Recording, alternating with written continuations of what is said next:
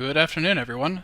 This is Henry Gamble with SimplerTrading.com, and in tonight's free video I had two tickers that you might want to consider coming in and adding to a bullish portfolio.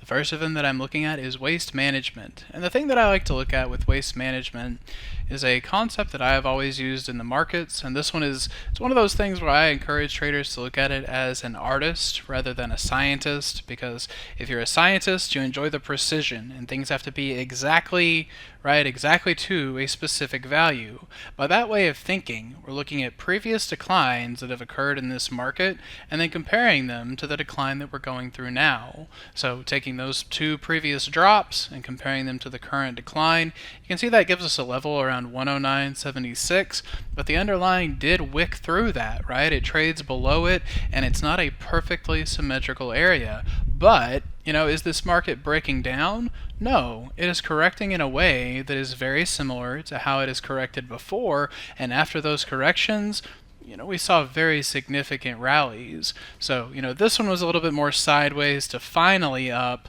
This is more like the move that I'm looking to capture off of the weekly squeeze. So I think that looks excellent.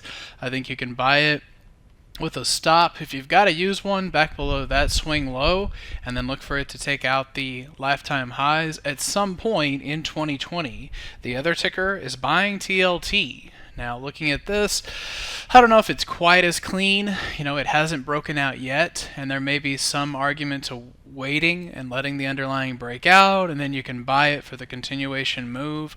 I know there's a lot of levels on this chart, but the main thing that I am focused on is the shift in momentum of the squeeze. That shift in momentum holding these previous lows, and even as I review it now, that is a nice bullish engulfing candlestick. So that is something that you can use a stop back below this week's low. Look for the breakout to take you to something like maybe 145 if we can get a nice sustainable move, and then given enough time, clearing this resistance and heading into our extensions overhead. So those are two products I like to buy. One equity, one that will give you a little bit of diversification from equities, and I think that those may be worth considering as we get into the new year. So y'all have a great weekend, and we will see you at the next free video.